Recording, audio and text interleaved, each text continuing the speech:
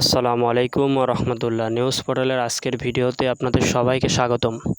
অনেক দিন ধরেই কিন্তু একটা কথা হচ্ছে, আর্জেন্টিনার দল ঘোষণার পর থেকেই কিন্তু একটা কথা সবচেয়ে বেশি আলোচনা হচ্ছে। সে বিষয়টা হচ্ছে যে মেসি পরবর্তীতে আর্জেন্টিনার অধিনায়কত্ব কে করবেন।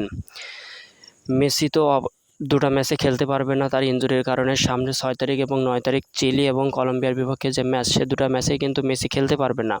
সেজন্য মেসি পরবর্তীতে আর্জেন্টিনার অধিনায়ক কী হবে এ নিয়ে কিন্তু অনেক আলোচনা হচ্ছিল। আর্জেন্টিনা গণমাধ্যম সহ বেশ কয়েকটি গণমাধ্যম এবং আর্জেন্টিনা যারা ফলোয়ার আছে তারা কিন্তু বেশ আগ্রহ নিয়ে আছে যে মেসি পরবর্তীতে কী হতে যাচ্ছে আর্জেন্টিনার অধিনায়ক। এর মধ্যে কয়েকজনের নাম শোনা গিয়েছিল, এমিলিয়ানো মার্টিনেস, লাউতারো মার্টিনেস, এছাড়া আছে অভিজ্ঞ ওটামেন্ডি। তবে এরা কেউ কিন্তু হবে না।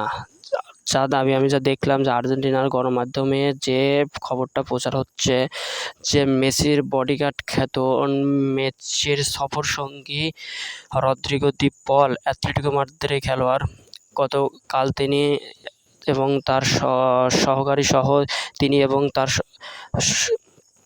টিমমেট, অ্যাথলেটিকো মাদ্রিদের টিমমেট সহ গতকাল রদ্রিগো দি পল এবং অ্যাথলেটিকো মাদ্রিদের আরও 4 সতীর্থ তারা আর্জেন্টিনায় নামেন এবং আর্জেন্টিনার গণমাধ্যমে তাদের প্রশ্ন করেন যে আপনি কি অধিনায়ক হওয়ার পেছে কতটুকু এগিয়ে আছেন। রদ্রিগো দল তার প্রত্যুত্তরে জানান যে আমি যেহেতু অনেকদিন ধরে আর্জেন্টিনার জাতীয় দলে খেলছি, তবে এখনও বড় কিছু আশা করছি। তবে যখন যে পজিশন পাই, যে সিচুয়েশন পাই, সবাই মেনটেন করার চেষ্টা করি। এছাড়াও আর্জেন্টিনার বেশ কয়েকটি গণমাধ্যমে কিন্তু ফলাও করে প্রচার করা হচ্ছে রদ্রিগো দি পলই কিন্তু হচ্ছে পরবর্তী 2 ম্যাচের জন্য আর্জেন্টিনার অধিনায়ক।